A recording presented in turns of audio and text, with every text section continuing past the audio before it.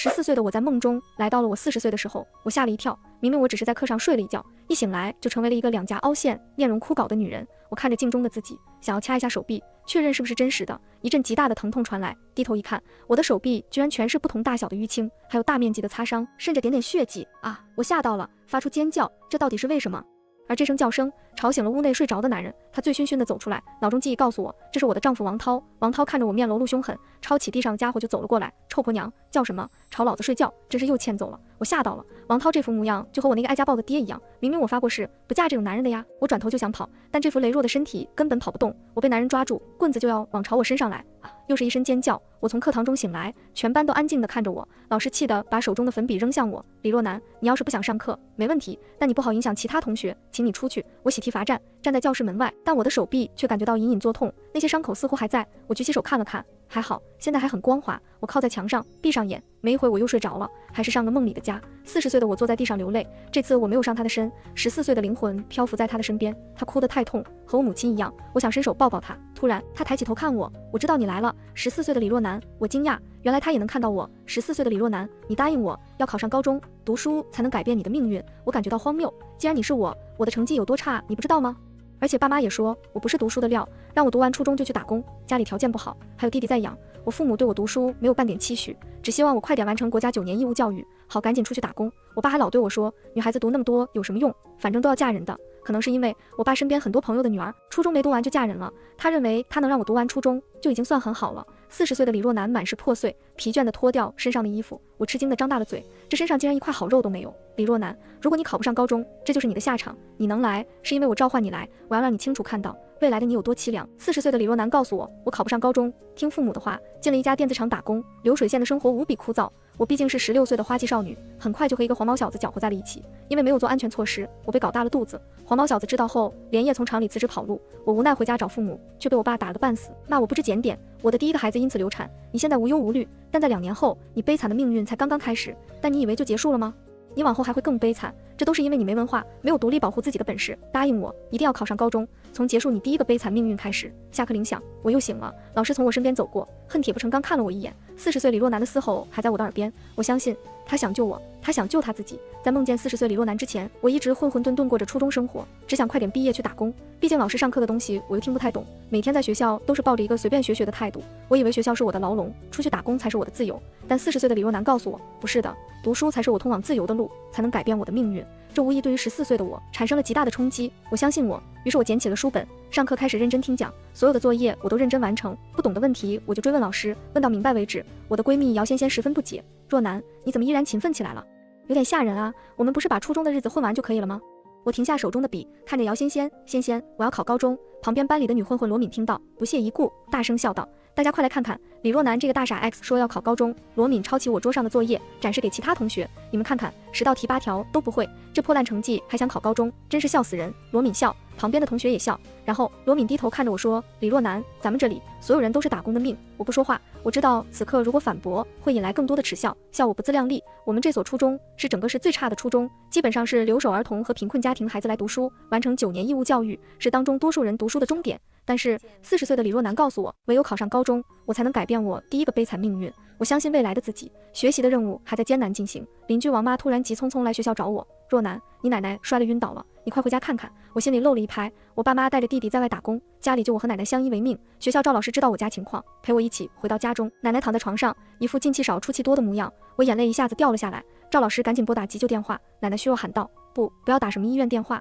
医院费钱，我歇会就好了。我看着奶奶额头都是暗红色的血，老师别听他的，快叫救护车，快叫。只是奶奶送医院还是晚了，她年纪大了，摔倒的后脑勺窗口面积过大，失血过多，要开颅做手术。这个手术重大，需要监护人签字。赵老师帮我打了电话给父母，我爸独自回来了老家，但我爸签的是放弃手术同意书。奶奶最后还是走了。妈，你不要怪儿子，家里什么条件你也知道，你就当帮儿子吧。爸爸对奶奶的离去看不出半分忧伤，我能感受到，他只庆幸少花了一笔钱。我看着眼前的爸爸，问了一句，妈妈呢？爸爸不耐烦说，你弟弟要上学，你妈得在城里陪着，你奶奶也真是走的不是时候，这个月工钱又被扣了不少。我又睡着了。40岁的李若男再次出现在我面前，我愤怒地问他，你上次为什么不和我说奶奶会出事？我可以回去帮他，毕竟他把我们拉扯大了呀。奶奶虽然平日不见得对我多好，但相处多年总会有感情。可40岁的李若男却一脸冷漠，对我说：“那天我逃学，我回去了，我接住了要摔倒的奶奶。当时虽然凶险，但好在只是轻微皮外伤。你知道奶奶站那么高是为什么吗？他要拿存折，弟弟要在城里报一个兴趣班，爸爸没钱，所以找奶奶要。我呆住了，这话我能信？奶奶的钱都给了爸，但2年后爸妈回来了，对奶奶很不好，非打即骂。不到半年，老人家又病了。奶奶临终前一直问我，为什么不让他死在那天？我泄了气，以我对家里人的了解，的确会这样。若男，这个家里除了你自己，没人会爱你。爸爸回了城里，我重新回到学校上学，我比以往更加努力，什么不懂的都去问赵老师。赵老师看到了我上进的心，距离中考还有1年，赵老师让我放学后留下，给我进行1对1辅导，恶补那些我遗漏的知识。有了赵老师帮助之后，我进步很快，模拟考从300多名到200多名，再到100多名，现在50多名。赵老师很高兴，在我们学校，这个成绩虽然上不了重点高中，但上个普通3流高中应该可以的。可我不想，既然要考，我就要考重点高中。只是这样勤奋的我，让罗敏看不顺眼，不仅在班里多次挤兑我，还在一个上完课回家的路上，他堵住了我。大学霸，这么晚才放学呀？你真以为我们这些烂泥能上高中？我沉默地看着罗敏，我知道他的敌意从何而来，但是我不说话，在他眼里就是挑衅。我最讨厌你这副样子，就你上进，一副多清高的模样。罗敏挥起手想打我，被我抓住。我坚定看着他，我相信我这个烂泥能上高中，而且我会考到重点高中。罗敏，你就是比我们都知道读书的重要性，所以才会看不惯我，因为你不像我，你做不到。罗敏被我的话激怒，你胡说八道什么？你以为我像你假清高吗？我想起浑身伤痛40岁的李若男，仿佛和眼前的罗敏重叠了起来。罗敏是我邻居家的小女儿，她的2个姐姐初中都没上完就出去打工了，她们和我一样，都还有个弟弟。那些被罗敏针对感到难受的时候，我问过40岁的李若男罗敏的未来。40岁的李若男告诉我，罗敏初中毕业后跟我一起进了厂，进厂不到半年就嫁去了外地，听说是被丈夫家暴而死。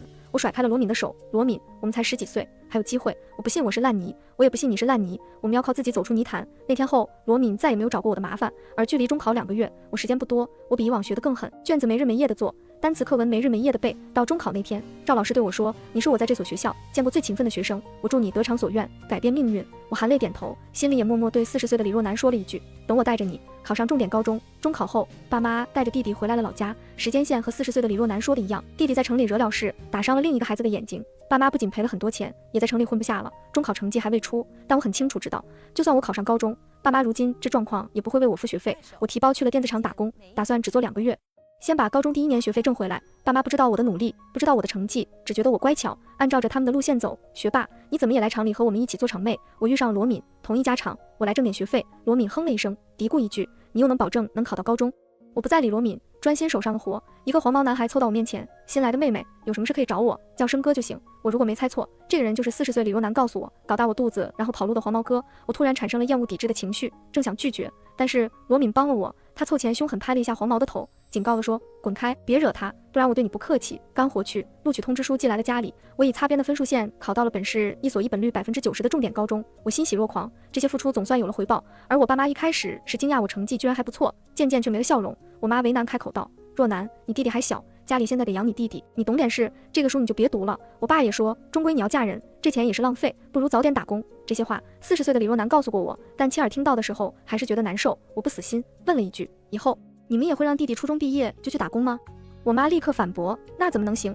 弟弟要传宗接代，你作为姐姐不要老和弟弟比较，你弟弟是男孩，和你不同，你能嫁好人家就行了。我不知道我和弟弟哪里不同，但在爸妈口中，好像不同在于我是女孩就要分担家里的压力，我嫁人就是最好的归宿。我不忿，我不想认命，高中我一定要去上的，学费、生活费我会自己想办法解决，不用爸妈操心。我定定看着爸妈，半晌，我爸丢了一句，行，记住了，我可1分钱都不会给你，这个家你也可以不用回。暑假快要结束，我从电子厂辞职，拿到2个月的工资，一共4000块，刚好交我第1年的学费。去上学前，我找到罗敏，我知道他帮我挡了厂里很多难的公事。罗敏嘴硬心软，是个好人，我不想他走上辈子的路。什么事？罗敏，我要走了。我深吸一口气，罗敏，不管你信不信，我做了个梦，梦里这个时间点，你要和厂里一个男的回老家结婚，没多久后你就被他打死了。罗敏心里一惊，她现在的男朋友的却说要带她回老家。见罗敏沉默，我也不欲多说。罗敏，谢谢你帮我挡着厂里那些男生，不让我吃亏，但同为女生，我不希望你是梦里的结局。我转身就走。罗敏沉闷的声音传来，我知道了，李若男，祝你前程似锦。这些父母认为我坚决要上高中的事太过叛逆，已经不理我。在我去学校报到那天，带着弟弟回了外婆家。没关系，我一个人也可以去高中报到。到了学校，把手上的工钱交了学费，办好住宿这些后，我鼓起勇气找到班主任孔老师，老师，可不可以帮我在学校找一份工作？我的钱只够交今年的学费，现在已经没钱了。孔老师是今年调过来的老师，虽然年轻，但教出的学生很优秀，对学生很好。听了我的话，孔老师虽然有点诧异，但看过我的档案，了解了我的情况，也多少知道当地社会对女孩子的压迫，只和我说，我帮你去问问学校领导，看看能不能在食堂给你安排一份工作，你放学去做就行，学费你也不用担心，我去给你申请贫困助学金。李若男同学，你要好好加油，改变自己的命运。这是第3个和我说让我好好读书改变命运的人，我坚定地点点头。然而现实是残酷的，我从一个很差的普通初中考上来，根本跟不上高中其他同学的进度。没关系，还有时间，我会更加努力。梦里40岁的李若男也一直鼓励着我，我不会气馁。高1、高22年，我奔波于工作和学业之中，爸妈似乎忘了我，我也没有回过家。孔老师对我很好，我过年没地方去，都是去的孔老师家过年。同学们也对我很好，各种试题都会借给我。我的生活稳定，我的成绩也逐渐稳定，考个1本问题不大。时间来到高3，我学习愈加忙了。某天空暇突然想起，我好像很久没有梦见过中年的李若男了。直到这天，我做卷子累到睡着，我再次见到了中年的李若男，他依旧被打得遍体鳞伤，甚至比我第一次见他更惨。我看了看他的腰间居然挂了个尿袋，我不敢置信，扑倒他面前，你怎么会被打成这样？我帮你报警，你把电话给我。中年的李若男虚弱地笑了，不要管我，没用的。他伸手摸了摸我身上的校服，满是羡慕和欣慰。看到你上高中，我真的很开心。接下来你还有一个坎要过，你只要过了这个坎，就可以帮我解脱了。我不住地流泪，声音哽咽道：是什么？你说，我一定做到。我流产1年后，爸妈给我找了门亲事，就是我现在的丈夫王涛。王涛给了爸妈10万彩礼，爸妈一定会劝你答应，你不能答应，知道吗？你一定要去读大学，去过你自己的人生。门外响起了动静，醉酒的王涛又开始发疯。我知道梦快要结束了，忙对中年李若男点头。你放心，我一定不答应，我一定去读大学。醒来的第2天，许久未见的爸妈就来到了学校找我。我去找了孔老师，谎称有同乡告诉我，爸妈好像要把我嫁给老头。孔老师有些担心，陪着我去见了爸妈。校门外，爸妈看见孔老师来，脸色变了变。老师，我和我闺女好久没见了，能不能让我们单独说2句话？孔老师看着我，我朝孔老师点了点头。爸爸妈妈找我有什么事？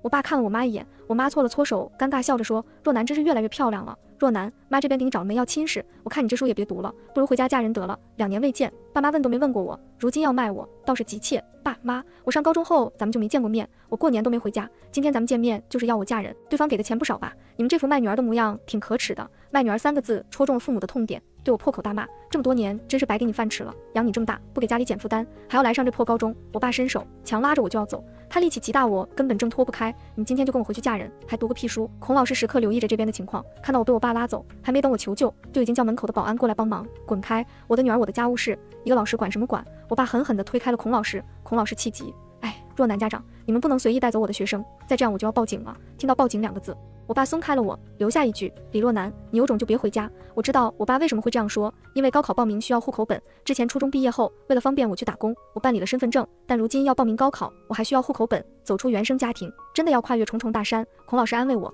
没事，老师去你家做思想工作，给你把户口本拿回来。只是孔老师去我家敲了几次门，我爸妈都不肯开门，我弟弟还朝孔老师扔石子，孔老师找了校长也不行，甚至最后都找到了教育局的领导来。我爸只说一句李若男回家，我就把户口本给他。我得知情况后，我明白这个家我一定要回一次了。临近高考报名截止时间，我打个电话回去给我爸，爸爸，我回家你就能把户口本给我吗？不会逼着我去嫁人？我爸语气和蔼，不负那天来找我的暴怒。这几天学校老师、教育局领导已经给爸妈都做了思想工作，爸妈不会这样了。爸知道你成绩不错，但你2年没回，爸妈总归有点想你。你回来我就把户口本给你，记住，你就一个人回来就行，不要麻烦老师了。爸爸的话很好听，我心里却不太信。可这一趟我必须得去。好的，爸爸，我这就回家。我和孔老师请了假，孔老师很担心我，说要跟着我一起去。我点了点头，但只是让孔老师送我到楼下。到了家楼下，我眼尖看到停了一辆小面包，司机我很眼熟，是王涛，是梦里一直打我的王涛。我不想连累孔老师，在孔老师耳语一句，孔老师对我点点头，那老师送你到这里，你上去好好和爸妈聊一下哈。我上楼敲了门，家里换了锁，我原来的钥匙已经打不开家门。我爸开门，朝楼下的王涛使了颜色，楼下的男人开始上楼。死妮子，你终于回来了。我不理其他，伸出手，爸爸，户口本给我，我不跑，你把户口本给我，我就算跟着王涛走，结婚不也要户口本吗？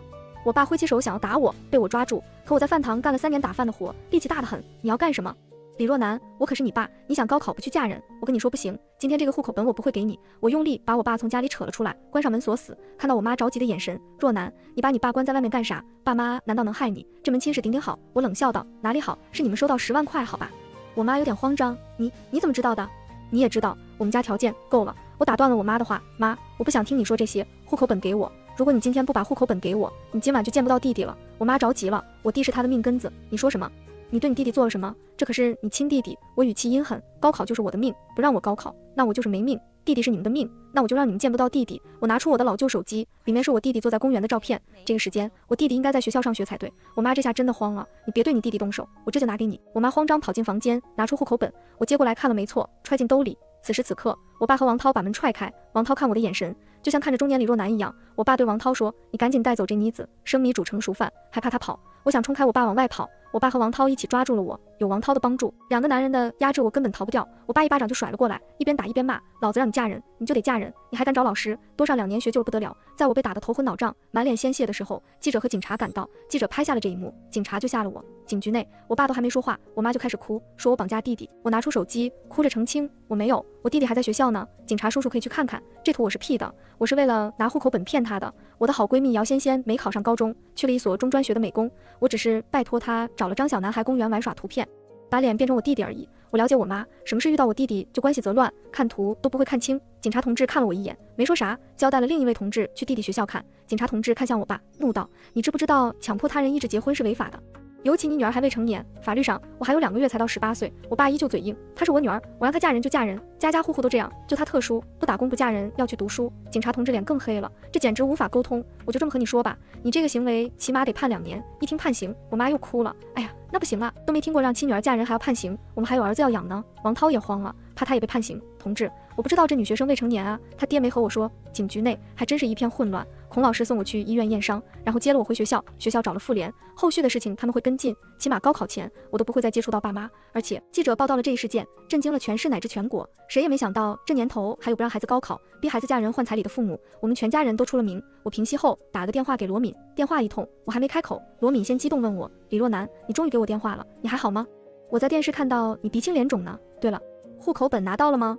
我眼眶发酸，泪又忍不住流下来。我父母是对我不好，但我却有这样一群好朋友。我没事，我拿到户口本了，谢谢你，罗敏，谢谢你带来了记者。电话里，罗敏松了一口气，谢啥？你给我考个好大学就是最好的感谢，知道你没事就行，我要去工作了，加油啊，李若男。我上高中后，罗敏听了我的话，没有跟厂里交往的男人走，而是去了上海打工。罗敏长得高瘦好看，来的第3天，在找工作的时候就被挖掘做了模特，我们一直有联系。我回家前打了个电话给他，问问能不能帮我找记者。这2年时间，罗敏也算小有所成，认识了一些媒体朋友，所以记者才会那么准时到我家。我爸这个事闹得太大，人人都对他指指点点，舆论的压力和关注让他不敢出现在我面前。6月6号，我顺利地参加了高考。6月7号，我依旧在试卷上拼搏厮杀。6月8号，我考完试，终于感觉身体放松。考完试的当天晚上，我买了一张火车票，去了上海打暑期工，因为我怕舆论平静后，我爸妈还得压着我嫁人换钱。上海那边，罗敏会照应我，我暂时住在他那边。我找了2份工作，白天在饭店上班，晚上在电影院兼职，累却快乐。通知书寄给了孔老师，收到那天，孔老师打电话给我：“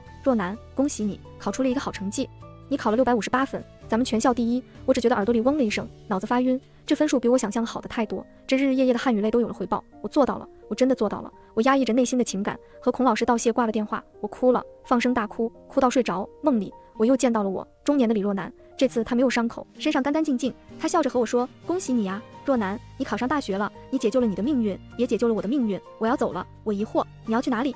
中年李若男摸了摸我的脸：“你没有嫁给王涛，那未来的我也不会嫁给王涛。我很高兴，我终于要解脱消失了。你的命运已经改写，新的未来需要你自己去创造，永远不要忘记，要自己先爱自己。”中年李若男的身形开始消散，我想上前去抓住他，抓到这一刻我醒了。后面我报了上海的大学，并且把户口迁到了学校，不再受父母的辖制。我还改了名字，现在我叫李向阳，向阳而生，我的未来一定会闪闪发光。全文完结。